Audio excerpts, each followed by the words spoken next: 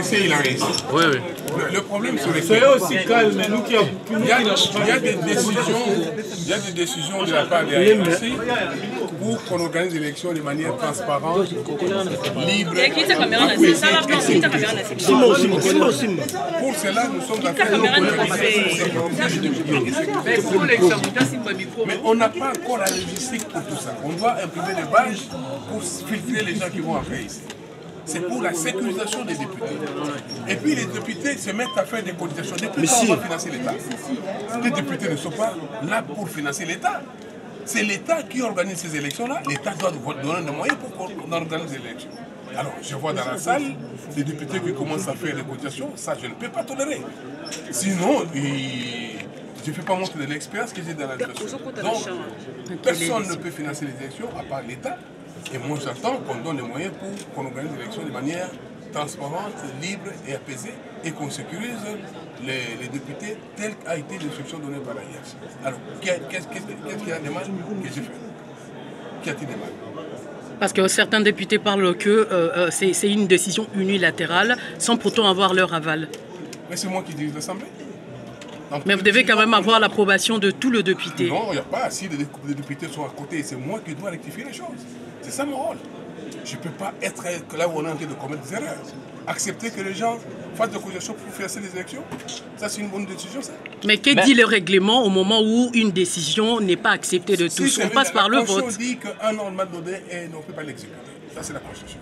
Et moi, avec mon expérience, je ne peux pas accepter, quel que soit le niveau de conseil qu'on me donne, que je finance l'élection avec l'argent des privés et en plus, plus forte raison, l'argent des députés. Mais qu'est-ce qui est à la base jusqu'à ce jour où on sait que le calendrier est établi? Non, on ne dit pas qu'il n'y aura pas d'élection. Il va y avoir des élections. Nous savons qu'il y a une date butoir, il y a les élections des députés et des gouverneurs. Avant qu'on arrive à organiser l'élection des députés, on doit organiser, mettre en place plutôt le bureau définitif.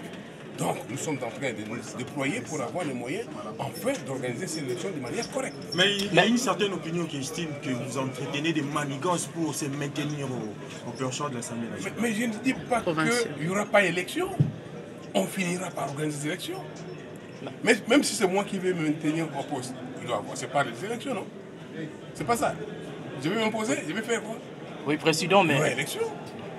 Président, mais avec une réunion de certains députés, au cas où il tomberait sur votre destitution, qu'est-ce que vous allez en faire? C'est une réunion qui va en dehors du règlement. Mon bureau, c'est un bureau provisoire. Depuis quand on va lui mettre un bureau provisoire? Qu'est-ce que dit le règlement par rapport à ça? Moi, je suis sur le droit chemin, je ne suis pas ça. Je fais qu'on fasse de manière correcte. C'est ça mon expérience, justement. Je vais mettre mon expérience à la disposition de l'Assemblée provinciale. Et je demande aux députés de patienter. Qu'y a-t-il de mal si on reporte l'élection de 72 heures? Il n'y a pas pris le lendemain. Merci. Je demande aux députés de patienter, d'être calmes, de ne pas s'agiter. On est arrivé pratiquement à la fin. On dit souvent que le bateau chavire près du quai. On laisse qu'on arrive au port, on organise l'élection pour la ville de Kinshasa, qu'on mette en place le bureau définitif. Telle a été l'émission, ou telles ont été les missions qu'on a confiées au bureau provisoire. Merci. Nous avons validé le mandat des députés, nous avons coopté les chefs coutumiers, nous avons élaboré le règlement intérieur. Maintenant, nous sommes en terrible pour mettre en place le bureau définitif. Président Nalingala, oui, moi, nous